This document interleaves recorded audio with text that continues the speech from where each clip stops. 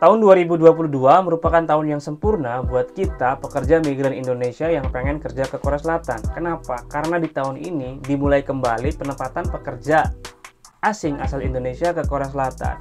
Dan jumlahnya pun lumayan sangat banyak ya teman-teman. Namun sangat disayangkan, ada banyak juga pekerja-pekerja Indonesia yang mengalami culture shock atau kaget dengan budaya yang baru, sehingga menyebabkan teman-teman itu kalau nggak pengen pindah pabrik itu pengen pulang ke negara asal. Dan bahkan menurut berita yang saya dengar juga ada beberapa pekerja Indonesia yang baru datang ke Korea sudah pulang ke Indonesia padahal baru datang beberapa bulan saja.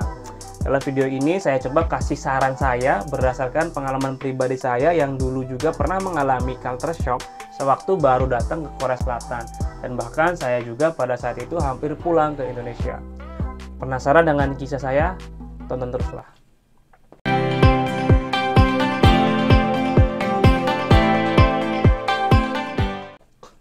Assalamualaikum warahmatullahi wabarakatuh. Kembali lagi dengan saya Rudin dari channel Dermayu Korea, channel Emung Dewek.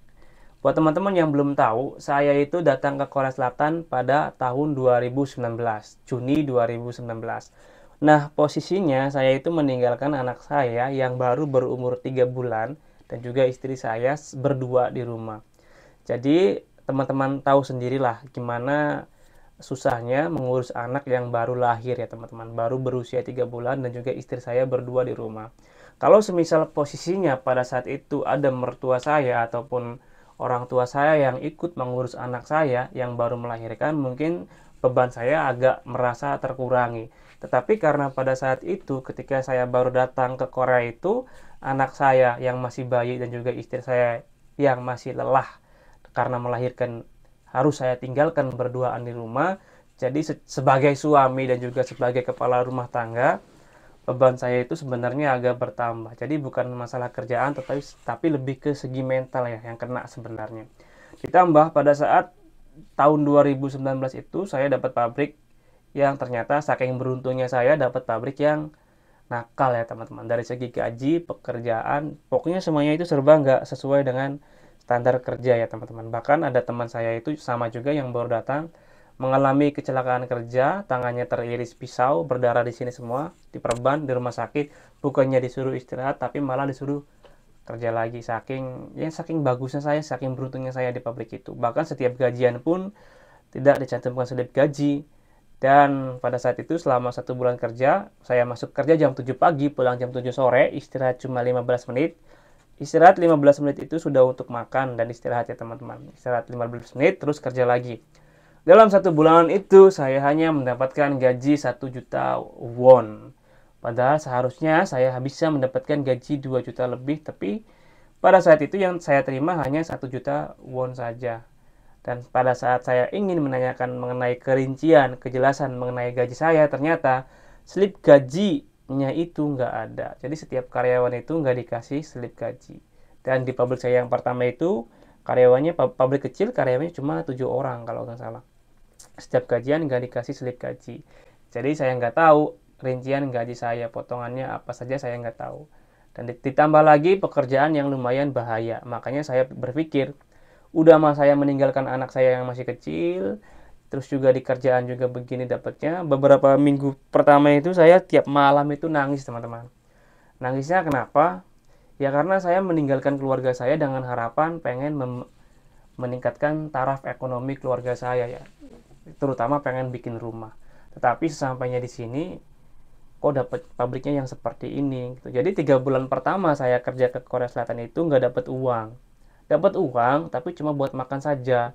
3 bulan pertama itu saya kirim cuma berapa juta ya, 2 juta kalau nggak salah ke rumah. 2 juta itu buat anak, buat istri saya. Saya sendiri di sini makan itu masih ngutang-ngutang ke temannya. Karena memang 3 bulan pertama itu saya nggak dapat uang, benar-benar nggak dapat uang 3 bulan pertama, bahkan sampai ke posisi 4 bulan pertama. Singkat cerita, kurang lebih 2 bulan saya di situ, saya langsung pindah. Ya karena logika saja. Kita kerja ke Korea itu kan buat cari uang. Tapi kalau semua kita bertahan di pabrik yang pertama itu kan bukannya uang yang saya dapat, tapi malah fisik dan mental saya yang hancur. Ya makanya saya coba mengambil tindakan sesegera mungkin. Nah, saya ini harus pindah. Karena kalau saya bertahan di sini, mungkin uang mah nggak dapet, justru malah badan saya yang habis. Karena memang pada saat itu kerjanya lumayan berat juga dan lumayan bahaya. Beberapa kali juga sewaktu kerja di pabrik yang pertama itu, saya hampir mengalami kecelakaan kerja yang lumayan fatal akibatnya. Kejatuhan benda dari atas pernah, setrum juga pernah. Untungnya pada saat kesetrum itu saya pakai janggap. Jadi nggak langsung ke badan kenanya. Tapi waduh, pada saat itu meskipun saya menggunakan sarung tangan, tegangannya lumayan tinggi. Jadi bisa kebayang lah kalau seumpama pada saat itu saya nggak pakai janggap. Mungkin sudah wallahu alam ya teman-teman. Makanya saya dari situ berpikir, wah saya ini nggak bisa kalau suruh harus bertahan di sini nggak bisa. Saya harus segera pindah. Alhamdulillah dengan kemampuan bahasa yang ala kadarnya, saya nekat untuk pindah pabrik padahal posisinya baru 2 bulan kerja ya. Nah, di sini itu saya masih belum tahu gimana cara naik bis, gimana caranya naik kereta. Teman-teman saya juga semuanya jauh semua karena di situ pabrik itu posisinya di tengah hutan. Jadi ke depan pabrik itu hutan, di samping pabrik itu kebun buah, di sampingnya lagi danau yang lumayan besar, di belakangnya juga masih hutan lagi. Jadi benar-benar terisolasi sekali. Pada saat pindah juga karena semuanya nggak ada yang ngajarin, saya itu serba ortodidak. Awal-awal datang ke sini saya langsung nekat keluar, dan pada saat keluar juga nggak tahu harus kemana. Depnaker juga nggak tahu alamatnya, teman-teman juga semuanya jauh, jadi benar-benar ngerasa terisolasi. Ditambah lagi beban pikiran saya juga bertambah karena anak saya masih kecil dan juga istri saya juga masih dalam keadaan sakit karena setelah melahirkan. Jadi beban saya lumayan banyak pada awal-awal pertama. Nah, singkat cerita, saya juga sebenarnya pengen pulang ya teman-teman, karena nggak kuat lagi di sini. Waktu kerja juga alasannya ke WC, padahal di WC itu saya nangis. Ini nangisnya bener-bener yang nangis nangis parah gitu karena ya Allah, beban saya begini banget. Saya harus menafkahi keluarga saya, ditambah lagi kok nyampe di sini kok pabriknya malah kayak gini. Bukannya uang yang saya dapat, justru badan saya yang kena. Jadi alasannya Hajang Shil tapi di belakang itu nangis teman-teman. Hampir setiap hari kayak gitu. Setiap kerja ya nangis lagi di luar pabrik. Sampai rumah juga nangis lagi karena istri dan anak saya itu lagi sakit loh teman-teman. Udah mah, karena gimana lah, ngerasa sebagai seorang kepala keluarga, ngerasa kita itu nggak bisa ngapa-ngapain loh buat keluarga kita loh. Jadi ngerasa sebenarnya hopeless pada saat itu. Ngirim uang juga enggak, ngebantu istri saya yang sakit juga enggak, ngebantu ngerawat anak saya yang baru melahirkan, anak saya yang baru 3 bulan juga enggak. Jadi sebagai seorang suami dan juga kepala rumah tangga dalam saat yang bersamaan itu saya merasa benar-benar kecewa pada diri saya sendiri. 3 bulan 4 bulan itu yang nggak dapat uang, nggak bisa ngirim ke rumah.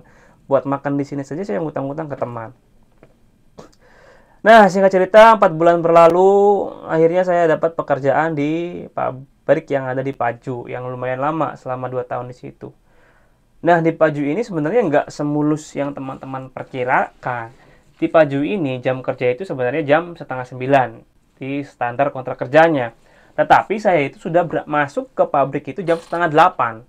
Bahkan pernah di suatu posisi saya itu masuk ke pabrik jam 7 pagi. Saking saya itu pengen bisa mesin loh teman-teman. Karena yang ngajarinnya itu orang asing. Namanya orang asing sama orang asing kan tahu sendiri lah. Jadi karena saya merasa pengen bisa sendiri, pengen cepet-cepet bisa, jam 7 pagi saya udah datang. Belajar mesin, belajar bongkar sendiri, pengen tahu ini itu. Nah, tapi kebijakan dari pabriknya sendiri mengharuskan kepada karyawannya, terutama yang memegang mesin itu, masuk ke pabrik itu jam 7.40. Ya, kisaran rata-ratanya itu setengah 8 itu sudah ada di pabrik. Bayangkan selama 2 tahun saya seperti itu. Dan di kontrak kerja jam setengah 9, tapi saya sudah masuk jam setengah 8, jam 7.40, jam 7.50 saya sudah di pabrik. Dan itu nggak dihitung gaji ya teman-teman, nggak dihitung gaji lembur. Apakah saya itu pada saat itu mengeluh dan juga pengen pindah pabrik? Tentu saja enggak ya, karena saya pikir saya ini belum dapat uang, selama setengah tahun awal saya nggak dapat uang, nggak dapat apa-apa. Masa iya saya mau pindah? Keluarga, kalaupun saya pulang ke negara asal, ke Indonesia juga nggak dapat apa-apa, nggak punya hasil. Jadi mau gak mau saya paksa, saya bertahan, kuat-kuatin. Singkat cerita, setahun pertama berlalu, alhamdulillah saya bisa menguasai mesin dan gaji saya pun ditambahkan jadi diberi kompensasi sebesar 200.000 ya teman-teman. Lalu setahun berlalu, 2 tahun di situ, alhamdulillah saking beruntungnya saya di Korea ini pabriknya bangkrut. Jadi saking beruntungnya saya pabriknya bangkrut. Udah saya pintar mesinnya, udah bisa kuasai semuanya, pabriknya bangkrut. Ya namanya bangkrut, masa ya kita harus bertahan? Ya kita kan harus pindah pabrik ya teman-teman.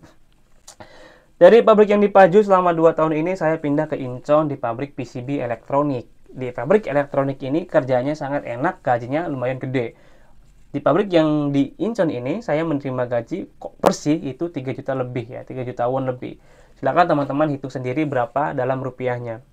Enak sekali, enak sekali, enak sekali, enak sekali, tapi sekali lagi saking beruntungnya saya, pabrik saya juga ini, bukan pabriknya tapi bagian saya ini bangkrut lagi. Jadi yang darinya pabriknya itu 2 shift kerja, kerja malam dan kerja pagi, jagan juga dibikin kerja juganman. Jadi karyawannya yang 3 orang itu termasuk saya dipindah-pindahkan ke bagian yang lain. Tapi karena pada saat itu ada masalah internal di keluarga saya yang menyebabkan saya itu nggak fokus dalam bekerja, pikiran saya itu banyak sekali, jadi ngerasa nggak bisa bekerja, ngerasa hopeless lagi. Akhirnya saya memutuskan buat ya udah saya pindah aja lah, karena posisinya benar-benar saya itu nggak bisa bekerja karena pikiran saya terlalu banyak. Masalahnya ada di uang. Jadi uang yang saya tabung kurang lebih selama 2 tahun itu hampir hilang begitu saja. Ya kebayanglah uang selama 2 tahun ditabung, kerja keras kita, diomelin mandor, dilempar kunci segala macam, itu hampir hilang sia-sia. Karena saking mumetnya kepala saya, udahlah saya nggak bisa kerja kalau kayak gini. Yang ada kalau saya lanjutkan kerja, saya bisa kecelakaan. Jadi lebih baik saya keluar saja. Padahal di pabrik itu enak, gajinya lumayan gede. Tapi ya ada aja masalah. Entah itu masalah di sini ataupun masalah keluarga. Akhirnya saya memutuskan untuk keluar pabrik, keluar lagi. Jadi seperti yang teman-teman ketahui, saya di sini itu nggak selancar, nggak semulus yang teman-teman kira. Jangan disangka wah saya punya YouTube, bikin channel YouTube. Disangkanya saya ini di sini kerjanya lancar-lancar saja. Jadi perjalanan saya di Korea itu dari awal sampai sekarang itu penuh lika-liku ya teman-teman, banyak halangan. Nah setelah teman-teman ketahui kisah saya ini, buat teman-teman yang mungkin mengeluh dan mungkin juga pengen pulang ke negara asal, setelah mendengarkan cerita saya, coba teman-teman renungkan lagi. Jangan teman-teman itu berpikir kalau cuma saya loh yang sengsara di Korea. Enggak loh teman-teman. Sebenarnya yang kasusnya seperti teman-teman semua itu banyak. Hampir semua itu mengalami kesulitan. Cuma yang nggak diceritakan secara umum saja. Pekerja-pekerja yang mengalami kesulitan seperti saya ini dan juga teman-teman semua itu ada banyak. Makanya saran saya, setelah teman-teman itu mendengarkan pengalaman saya selama di Korea ini, saran saya sebagai orang yang pernah ada di posisi itu juga, sabar. Yang pertama itu sabar. Kerja di Korea itu insya Allah hasil teman-teman. Tinggal teman-teman itu harus sabar dan tekun saja. Karena kalau semua teman-teman itu pulang ke Indonesia, padahal baru beberapa bulan kerja, itu coba ingat lagi loh. Sewaktu di rumah itu teman-teman kan sampai bahkan mengadakan demo, pengen dibuka kembali penempatan pekerja Indonesia ke Korea. Tetapi kenapa kok sampai di sini mengeluh dan mengeluh loh. Jangan mengeluh lah, sabar saja. Insya Allah selama kita di Korea itu, kita itu bahkan pasti menghasilkan uang loh, pasti ada hasil, pasti ada lebihnya buat di rumah. Jadi daripada kita pusing untuk bagaimana caranya supaya kita cepat pulang ke Indonesia, lebih baik teman itu coba sabar dulu. Coba bergaul ke teman-teman semuanya, coba silaturahmi, coba sharing mengenai pekerjaan. Insya Allah pikiran itu terbuka. Salahnya saya pada awal-awal itu nggak terlalu sering kumpul sama teman-teman seperjuangan. Makanya pikiran saya itu nggak terbuka. Yang ada dalam pikiran saya itu saya pengen balik. Saya nggak kuat, saya udah nggak kuat, nggak betah, pengen balik. Saya selalu inget anak saya yang masih kecil, istri saya yang lagi sakit. Saya tuh ingetnya seperti itu, saya pengen balik. Namun di satu sisi saya juga berpikir, kalau saya pulang ke rumah, siapa yang membiayai anak istri saya? Toh ada saya pun, semisal ada saya di rumah pun, kalau nggak ada uang juga, siapa yang beliin susu buat anak saya? Pampers buat anak saya, biaya makan juga dari mana? Karena memang posisi saya itu memang semuanya serba sendiri, berdua dengan istri, anak saya, dan dengan istri juga anak saya. Jadi semuanya benar-benar dari nol banget ya teman-teman. Jadi benar-benar mengalami kesulitan, sempat pengen pulang beberapa kali. Cuma karena sekali lagi dukungan keluarga saya, istri dan anak saya bisa bertahan sampai memasuki tahun keempat ini. Dan alhamdulillah karena sabar juga membuahkan hasil. Jadi di rumah juga sudah ada beberapa tabungan, sudah bisa bikin, alhamdulillah sedang bikin rumah juga. Jadi buat teman-teman semuanya yang saat ini mengalami kesulitan pengen pulang ke Indonesia, saran dari saya sabar dulu, tahan dulu, jangan dulu pulang. Di Korea itu insya Allah bisa menghasilkan loh teman-teman. Jadi sabar dan bertahan, dan juga coba kumpul sama teman-teman seperjuangan, sharing mengenai pengalaman teman-teman. Oh, saya itu pabriknya begini-begini. Siapa tahu dengan seringnya berkumpul dengan teman-teman seperjuangan itu ada pengalaman baru dan juga bisa membuka jalan rezeki buat teman-teman. Karena jujur saya juga pada saat saya mengalami kesulitan beradaptasi di Korea Selatan, dan selama 6 bulan itu nggak dapat uang, nggak bisa mengirim banyak dalam jumlah banyak, dalam artian cuma cukup buat menghidupi saya dan istri saya saja, itu yang membantu saya itu ya teman saya loh. Kalau nggak ada teman ya saya mungkin di sini nggak survive, saya mungkin nggak berhasil di Korea ini. Cuma sekali lagi karena ada dukungan teman sekampung seperjuangan yang ada di sini, saya juga bisa survive sampai saat ini, memasuki tahun keempat ini. Ya mungkin ini saja video dari saya. Semoga sharing dari pengalaman pribadi ini bisa membuka jalan pikiran teman-teman agar lebih sabar lagi dalam menghadapi lingkungan budaya kerja yang memang budaya kerja di Korea Selatan itu lumayan berat ya teman-teman.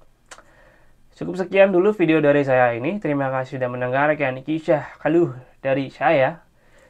Semoga apa yang saya sampaikan ini bisa bermanfaat buat teman-teman semuanya, terutama buat teman-teman yang saat ini sedang mengalami kesulitan beradaptasi di Korea Selatan, dan juga buat teman-teman yang masih di Indonesia supaya bisa gambaran mengenai lingkungan kerja di Korea Selatan. Terima kasih sudah menonton sampai habis. Sampai ketemu di video Dermayu Korea berikutnya. Assalamualaikum.